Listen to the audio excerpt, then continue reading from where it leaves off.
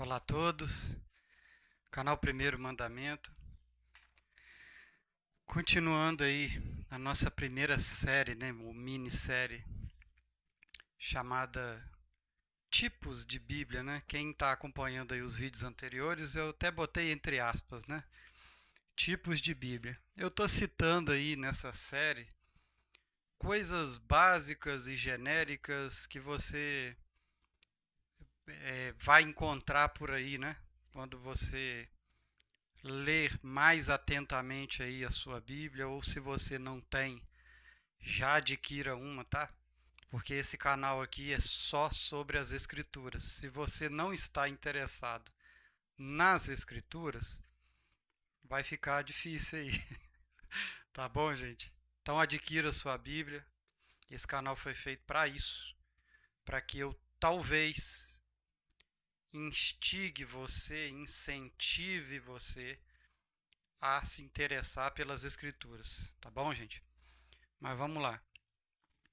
Hoje é, é mais um alerta, e é um grande alerta. Eu tenho várias Bíblias, já mostrei para vocês em vídeos anteriores, e saibam do seguinte: prestem atenção no que eu vou falar para iniciar essa instrução de hoje. Não existe Bíblia brasileira. Eu vou explicar, tá, gente? Parece polêmico. Não existe Bíblia brasileira. O que nós temos são traduções brasileiras da Bíblia. Não sei se eu acho que eu expliquei bem. As escrituras sagradas, né, sobre Jesus, né, esse que a gente aprendeu a chamar de Jesus, e Deus, né, dos hebreus, essas escrituras e essa cultura que gira em torno desse Deus, que é o único e verdadeiro, é, é, ela é uma cultura hebraica, é a cultura do povo de Israel. Não é cultura brasileira, inglesa, romana, é, russa, japonesa. É sobre aquele povo lá hebreu. Todos os outros povos que não são descendentes lá do povo de Israel, né, de Jacó, eles fizeram uma tradução para as suas línguas próprias, para os seus próprios idiomas. O idioma original para tudo é o hebraico, tá? Então, o que eu quero dizer com isso? Nós temos as escrituras originais em hebraico e os outros povos, as outras nações foram fazendo traduções. Beleza? Quando alguém, um ser humano, faz uma tradução de um livro, esse ser humano, ele certamente ele já é minimamente maduro, adulto, né? E ele tem sua cultura própria. Ele não consegue olhar para aquele livro que fala da cultura dos outros e ele conseguir 100% se desvencilhar da própria cultura. Entende?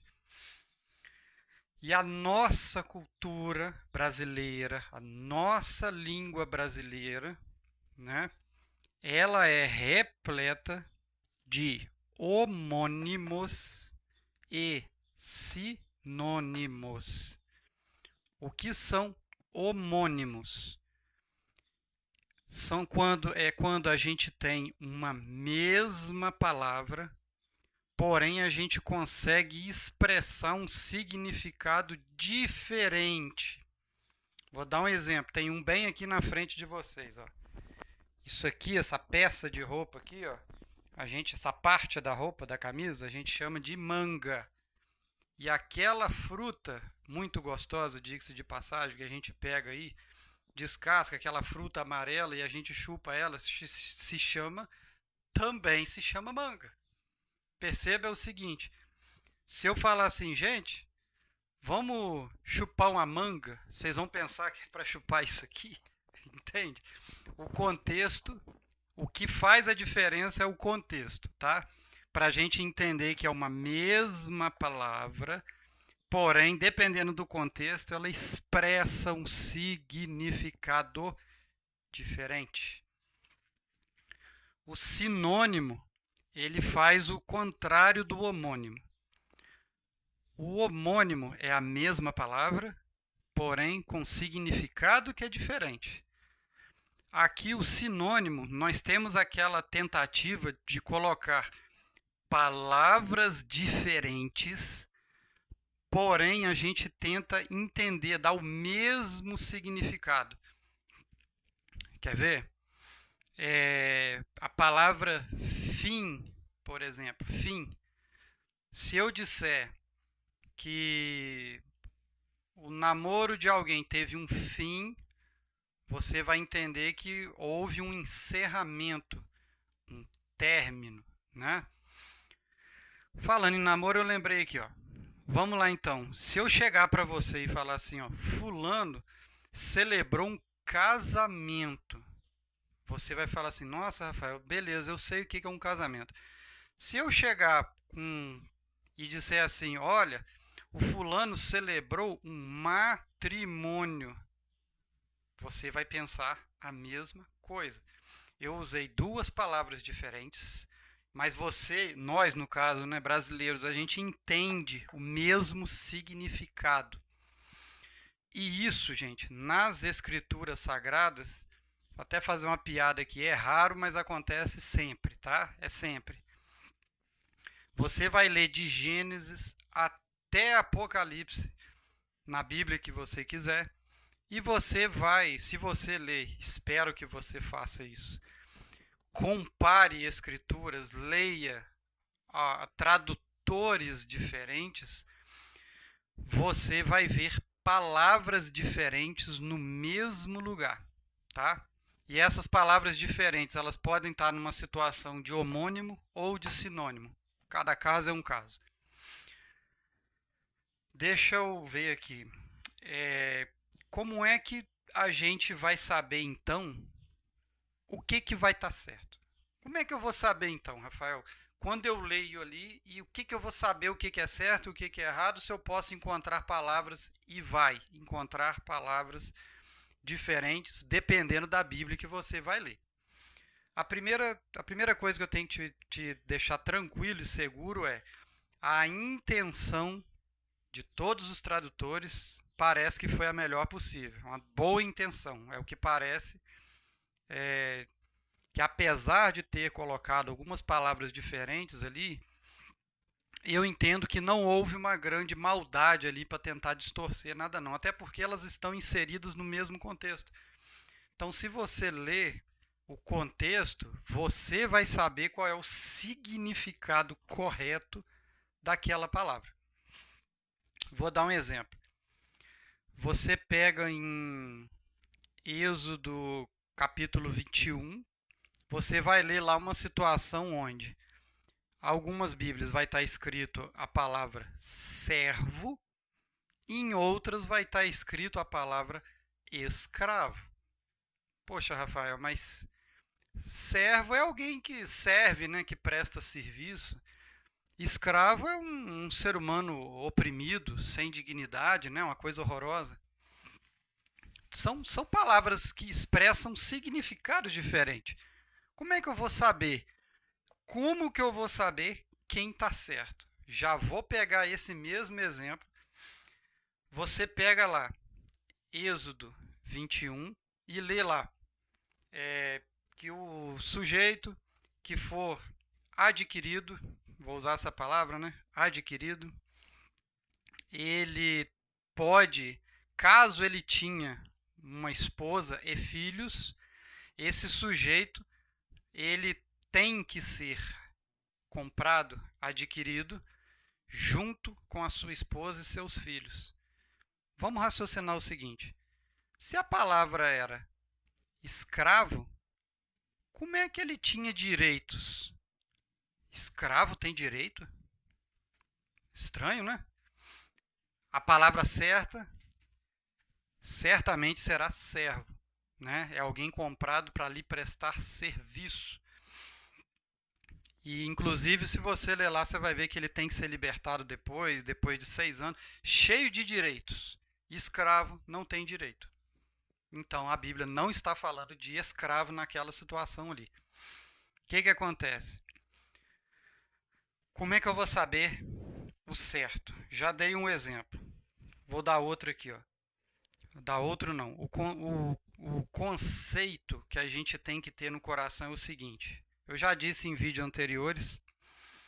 O certo é a gente ler tudo. Se você ficar lendo a Bíblia em partes, você vai ficar confuso.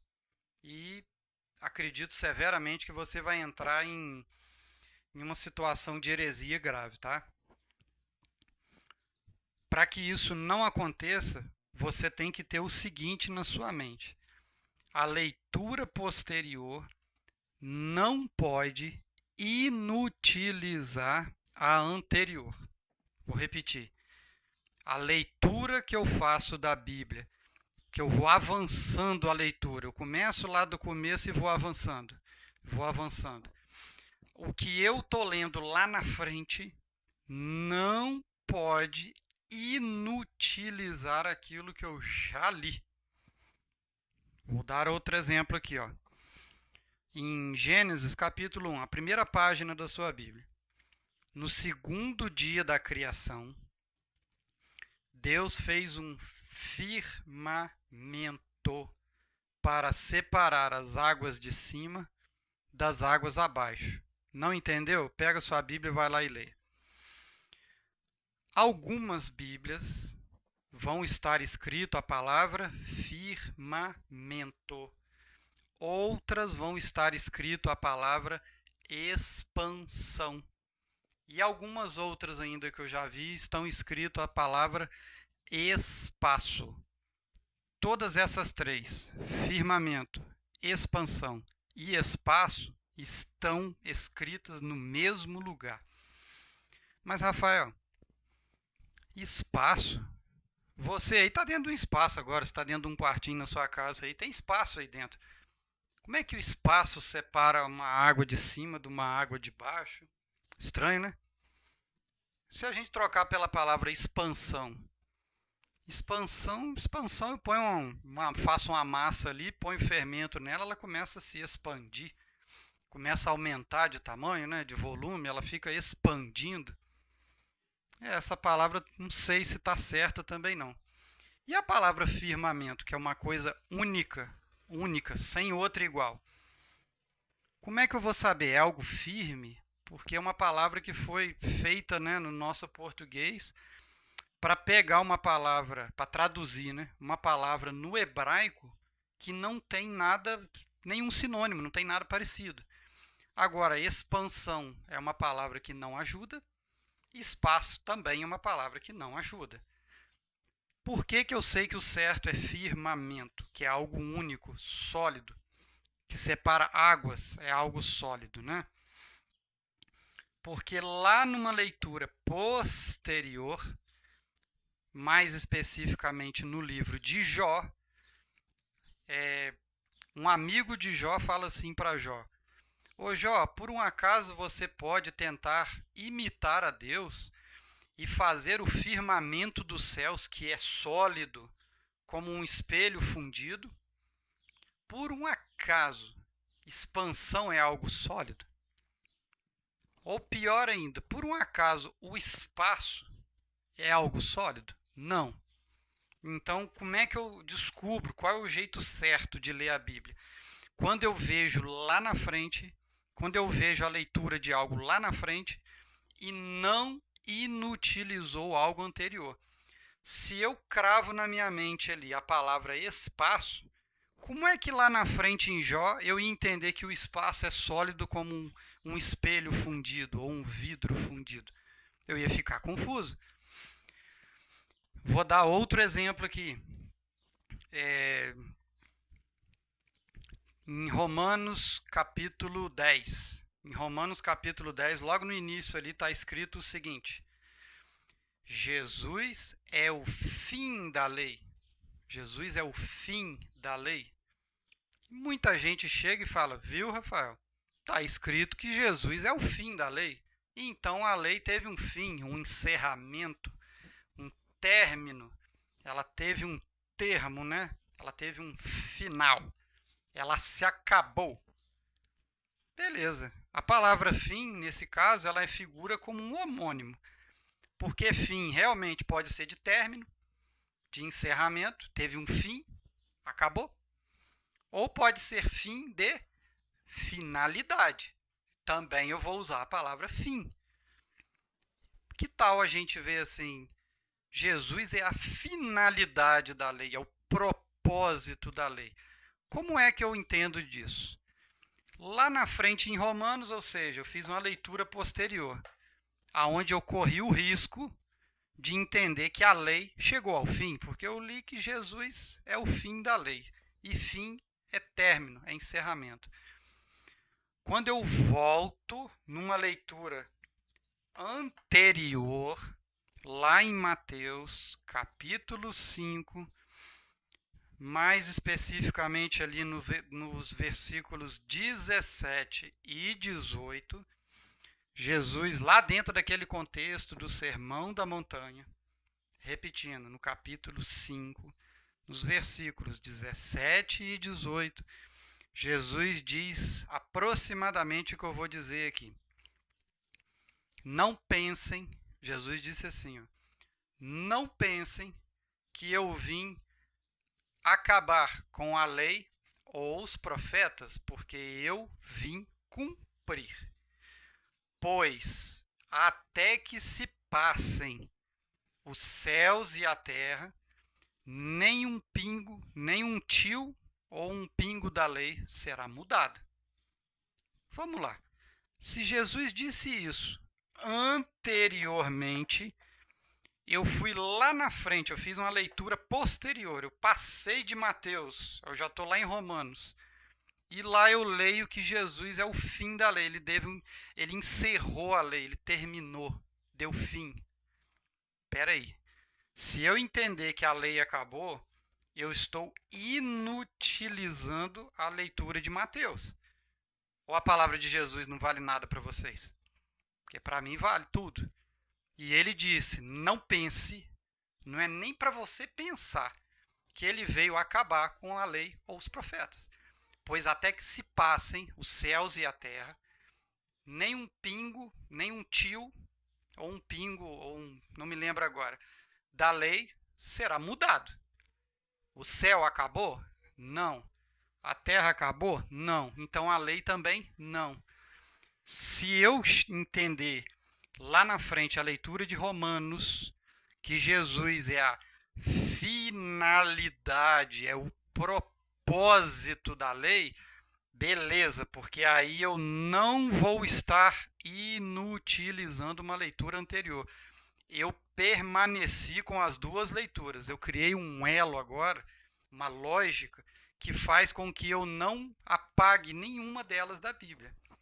Consegue entender? Eu sei que essa instrução ela é um pouco mais difícil, né? Porque ela já entra um pouco assim na parte de interpretação da Bíblia, beleza? Vamos dar uma repassada rápida aqui para encerrar o vídeo. Tomem cuidado, porque a Bíblia não é brasileira. Não interessa qual você vai pegar na sua mão. Se ela tiver escrita em português, na nossa língua brasileira, falando em língua, mais um homônimo aí, ó. Língua não é esse músculo da boca, não. Língua é idioma, tá bom? Língua é idioma. Eu tenho a palavra língua, que serve como idioma, e tem essa também que serve desse músculo que a gente tem na boca. A Bíblia não é brasileira. Se você pegar papel ou na internet e ler textos brasileiros, saibam que esse texto sofreu uma tradução do hebraico ou de outras aí, né? Dependendo, não vou me aprofundar muito. Ele recebeu uma tradução e o tradutor ele vai colocar a palavra que ele entende melhor ali naquela situação que ele estava traduzindo, tá? E a nossa língua brasileira, ela é tão rica em homônimos e sinônimos que se você ficar lendo partezinhas, né, frasezinhas da Bíblia, e você com certeza vai se tornar um herege, tá? Que fique aí esse severo alerta meu de coração, estou fazendo um gravíssimo alerta. Quando você for ler a Bíblia, não fique fatiando ela em miniaturas, não, porque você vai cair do cavalo, tá bom, meu irmão? O que eu tinha a dizer hoje aí era isso. Eu poderia ficar dando vários outros exemplos aqui, mas eu não vou ainda entrar numa doutrina, eu não vou entrar naquilo que eu entendo ser certo ainda, com profundidade, dando ensinamento do que eu acho certo ou errado, tá bom? A instrução de hoje fica por aqui.